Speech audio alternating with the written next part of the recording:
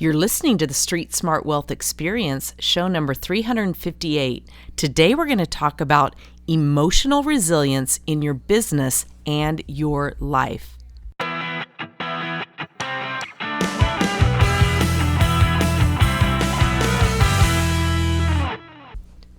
Hey, and welcome to the show. I'm Jackie Almer, and I'm thrilled to be sharing this time here with you.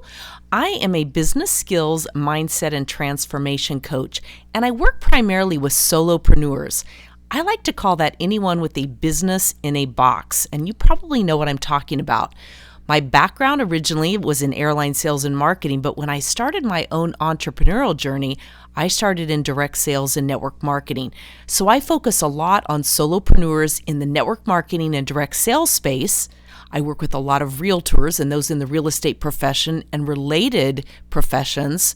I work with a lot of life coaches, and again, anyone who has what I call a business in a box. You have a product, you have a service, you have an offer, and it's up to you to get the word out there and generate leads, generate prospects, share your opportunity, share your offer, make offers, and generate those sales and basically monetize your business. Follow up, all of that. You're the one who wears all of the hats. And I really love working with this group because I know that you can truly create the lifestyle business that you desire and set yourself up with the income you desire as well when you get very focused on what I call the 3 C's: clarity, commitment, and consistency.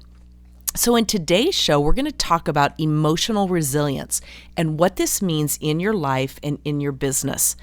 The reality of it is, very often, life gives us lemons, right? And it's up to us what we're going to do with those lemons. Ideally, we want to learn how to make lemonade out of those lemons. Now, I can tell you in my background, over 25 years in network marketing, we got handed a lot of lemons, and you might have too if you're in that profession, okay? A lot of times you're counting on that superstar, that person that comes into your business that's just going to be the go-getter, or somebody laughs at you and says, oh my goodness, you got involved in one of those. You know what I'm talking about, those things that can derail us from feeling like we've made a good decision in our business. Now, real estate's the same way. Just this past week, I had the opportunity to speak for the Women's Council of Realtors, the Scottsdale branch, and in the Phoenix area, Phoenix Valley of the Sun, which is Phoenix, Scottsdale, Tempe, Chandler, Glendale, big area. We're the 5th or 6th largest area in the country now. And there are over 50,000 real estate agents and less than 12,000 properties right now on the market. So you talk about a competitive field, you've got to really be sharpening the saw and doing what it takes to stay out there and stay top of mind in front of your audience so that you're the one who gets the listing, you're the one who gets to help that person buy a new home, whatever it is. You know exactly what I'm talking about. All right, before I get into emotional resilience, I just want to remind you that I have a series on tips, hacks, and training for peak performance entrepreneurs. You can go to streetsmartwealth.com/peak, P-E-A-K, and get signed up for that series.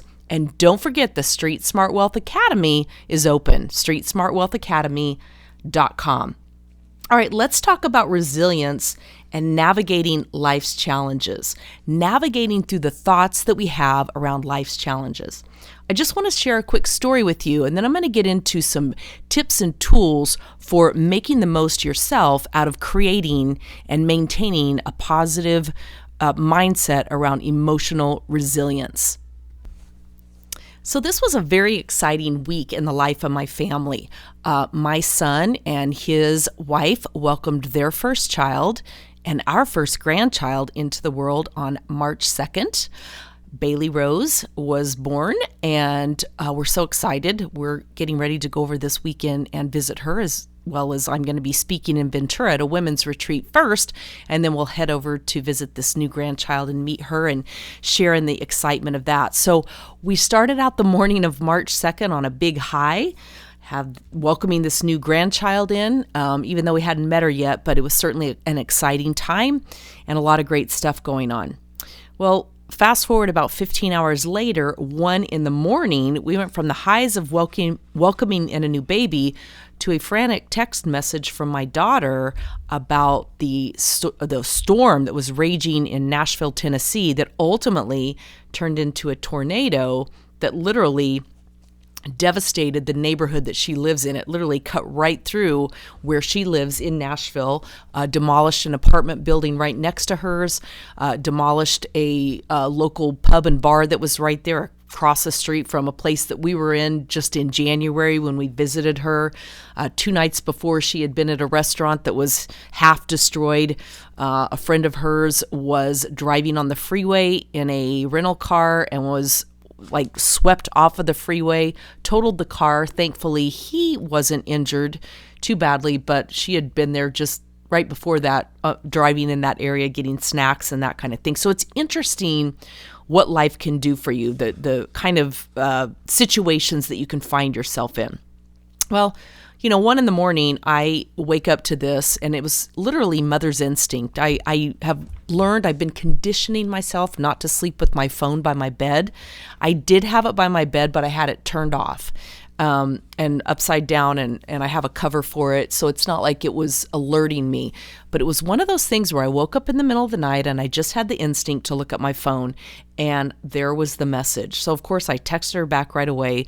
We texted a few times, and she had already gone out. She had, at 1 a.m, her time, she had gone out, walked the streets. Everybody was out on the streets, saw the devastation. She already knew that the apartment complex next door was gone. She knew some of what was going on. So I, of course, never went back to sleep. I laid there tossing and turning and worrying about her and everything else. And I finally got up at 4 and thought, well, I'm just going to get busy. I've got a lot to do to get ready for my trip that's coming up to California. And then the following week, I'm going to be in Nashville with her and doing some business there. And I thought, I'm just going to get up and I'm just going to deal with things, because there's no point wallowing here in bed and wondering what's going on. So I texted her. She got on the phone. She said she was going to get ready. She was going to get ready and go out and survey what had happened, because it was daylight then. And I said, well, FaceTime me, take me along with you. I want to see what's going on too. So we did. She took me on about a 30 to 40 minute walk around Nashville. I had just been there with my husband in January. We had been there staying with her, so we knew the area. And of course, we lived there years ago, but it's changed a lot. But it was interesting because after I surveyed the devastation and realized that she was fine, I had a lot to do that day. And it would be easy to just default to kind of in shock mode, worried about her 1,600 miles away. How was she doing? Her power was out. She had groceries in the fridge that were going bad. She's not doing well. She has tonsillitis. I'm actually going out there because she's having her tonsils removed. So she wasn't feeling well. Electricity, the garage door, she parks in underground parking. And so the garage door was closed and the power was off, so nobody could come in or go out. So she was trapped, no electricity, and nothing around them was open because no electricity, nothing had electricity. So there wasn't like a coffee shop that was open. There was debris everywhere, uprooted trees. I mean, it was just crazy. Roofs that had been blown off. You've seen pictures of tornadoes and that type thing. So I basically thought to myself, all right, what are we going to do here? And this is what I told her. I said, you know what? I think the best thing for you to do is just go back home, give it about 30 minutes, and the office is going to be opening. People are going to be coming into work to some extent. I'm going to guess that your apartment complex is going to bring in coffee, and they're going to have some answers for you guys. They're going to have some answers for what the next move is.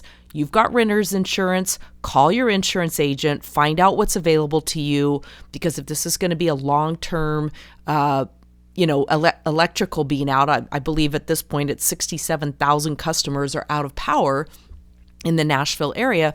But I said, check and see, do you have our hotel accommodations available to you through your renter's insurance? So it was kind of one of those things where we had to make a decision. We were either going to wallow in self-pity, or we were going to get resilient and just deal with things that needed to be dealt with. And I told her, I said, you know what, I promise you also that your apartment complex is going to have the garage door resolved. People have got to get in and out. There's got to be a way to manually lift that thing. I've never heard of there not being one. And of course, you can always charge your phone in your car, even though it's in the parking garage. Of course, it was pitch black down there, so it was a little freaky. but she did well. And interestingly, she had gone to a BNI meeting with me a couple weeks before in Phoenix, and the life insurance salesman who spoke that day handed out those little portable chargers, and she had that, and she was able to charge her phone. So it was interesting. I told her, just get in your journal and write and figure out how you can grow from this experience. So it's important that we learn to handle the challenges, the lemons that life hands us in a way that develops our emotional resilience. So the reality of it is, when we're dealt with a challenging situation, whether it's in life, a relationship, or business, and we feel pain or we feel an emotion, a negative emotion, it's a form of non-acceptance. It's a form of resistance. And in a sense, it's self-inflicted, that resistance is, because we're resisting reality. And as Byron Katie says, you can argue with reality and you will lose 100% of the time, because we all know we can't change reality. We can't change what is. So I could sit there and look at the situation. I wasn't going to get on an airplane and go to her because there was nothing I could do for her. I would basically just cause more trouble being there. So what happened just simply is, and we can't change it, whether it's traffic, whether it's rain at an event, rain at a wedding, a tornado, a flight cancels. We get frustrated, but the most important thing is that we can't allow emotional pain over these things to really set in and bring us down as much as possible. Now, that doesn't mean that when devastating things happen, there are deaths or whatever, that we don't have that thought that this is wrong, this is sad, and feel that emotion of that. But ultimately, we want to spend as little time there as we can in order to move forward. Now, again, terrible things happen.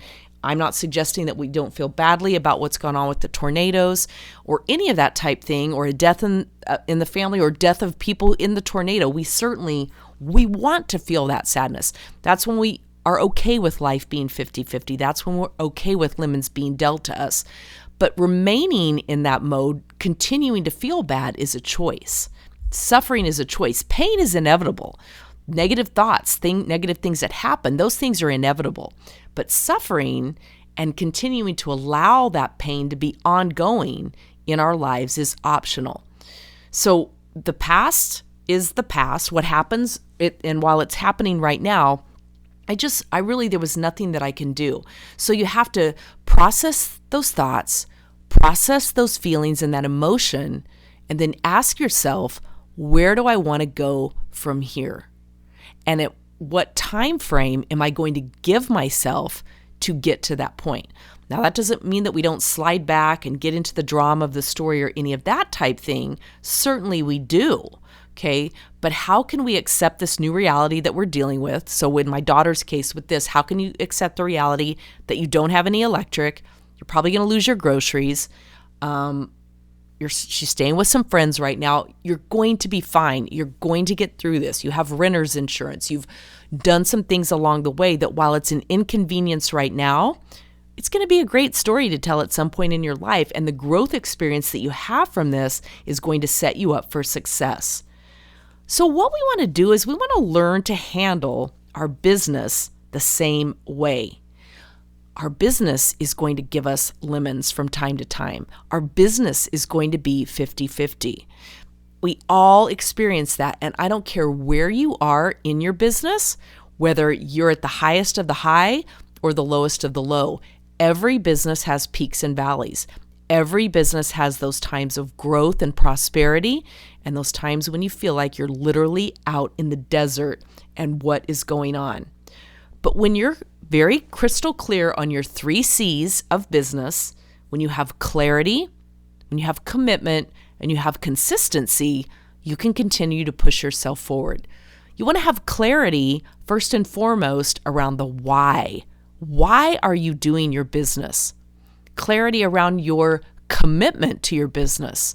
Clarity around what it is that you're actually selling, what your offer is. Clarity around who your ideal client is, and clarity around your business action plan. What is it that you need to be doing each and every day to grow and move your business forward, to grow and move yourself forward, okay? And then once you have that clarity, what's your commitment level to seeing the job through? What is your commitment level to getting out your calendar and writing out that content plan, writing out that marketing plan, writing out your to-do list, and then taking that to-do list and actually plotting it into the calendar? It's great to have that list of all the things that you want to do, but how many times do you get to the end of the day and you don't get them done because they were never actually scheduled into your calendar? So they were more of a pipe dream. And if you've listened to me for any length of time, you've heard me say what's on the calendar gets done. If it's not on the calendar, you're hoping that it's going to get done. And you and I both know that to be true, right? So where's your commitment with that? And then finally, where's the consistency? Where's the consistency with checking in every day on your why, on your goals, on your to-do list that's already written in your calendar? What is your commitment to checking the box at the end of the day and saying, I'm accomplished in the areas that matter to me. I've accomplished checking off the things that were on my calendar to do for today. It's 2020 as I'm recording this. It's actually March of 2020 as I'm recording this. I don't know when you're listening to it, but my focus word for 2020 is accomplished. And if you heard my podcast earlier, I'll put it in the show notes. I don't have it right in front of me which number it was, but it'll be in the show notes. I actually struggled a little bit with my focus word. I started journaling about it about 6 weeks before it was time, the end of the year, and I started doing my thought downloads on it and really getting clear on all these different words. And every day that something would come to me, I would put a slip of paper in a jar. And at the end of the year, when it was time to decide on my focus word, I drew out of the jar. And some words were in there multiple times, some words were only in there one time, but I literally gathered it from all the thought downloads and the ideas and different things that had come to mind. And accomplished was not the number one on my list. It wasn't at the top of the list, but it's proven to be very worthy of the right word for me. Just 2 months into the year, it is absolutely the right word for me because I'm able to look at all the areas of my life, my value areas, my 5 favorite F's: family and friends, faith, fun, fitness, and finance. And every day I can look at the end of the day. In the morning, I can set out and say, what's my intention? What's my goal around these areas of my business? And at the end of the day, I can ask myself, by looking at my calendar and seeing what I got done, because I write everything in the calendar, including lunch with my husband or whatever it is, I write everything in there and I can check the box that I accomplished what I set out to do in each of those areas. So I hope that you'll do that too. And I hope that you'll begin to really work on resilience of your emotions, emotional resilience when it comes to your life, when it comes to your business, because that's what truly creates inner peace. And inner peace is truly the goal. We want to become neutral and begin to accept those things that happen to us, that happen around us, that we can't control, knowing that we're surviving these things, and deep inside all of them, there's a lesson, there's a growth opportunity. So learn to check in on your emotions, get clear on what you're feeling, write those feelings down, truly feel them, experience them, and then look toward the future and ask yourself, what's possible for the future? What's probable for the future? What's the worst thing that could happen to me in this situation? And then what if the worst thing became my best thing? You can focus on the worst, you can focus on the growth and the best, and which one is going to serve you better at the end of the day.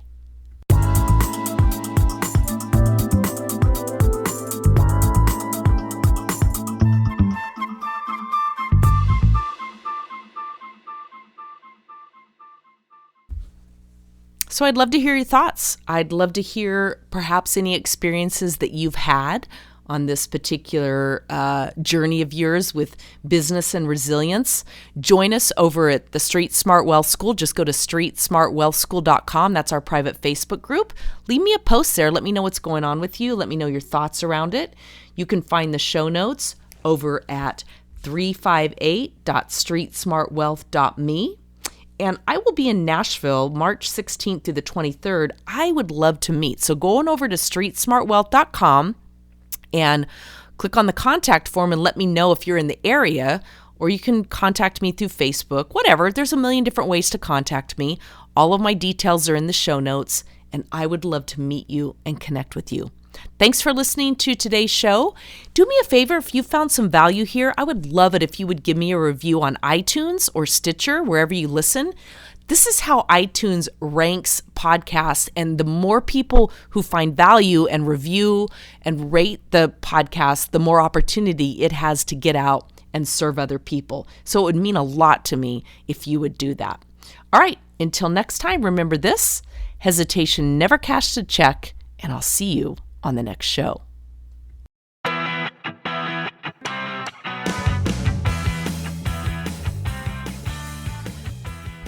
If you would like even more tips and training, I have a free gift for you over at streetsmartwealth.me. It's my guide, Unleash the Power of Social Selling. If you're ready to stop struggling in your business and develop a sales and social media strategy to attract your ideal clients, team partners, and create the success you dream about, grab the guide right now over at streetsmartwealth.me. You'll find more on my blog at streetsmartwealth.com, as well as my Facebook group, streetsmartwealthschool.com, and follow me on Instagram at Jackie Almer. And make sure you learn more about the Street Smart Wealth Academy over at streetsmartwealthacademy.com. I'll see you on the next show.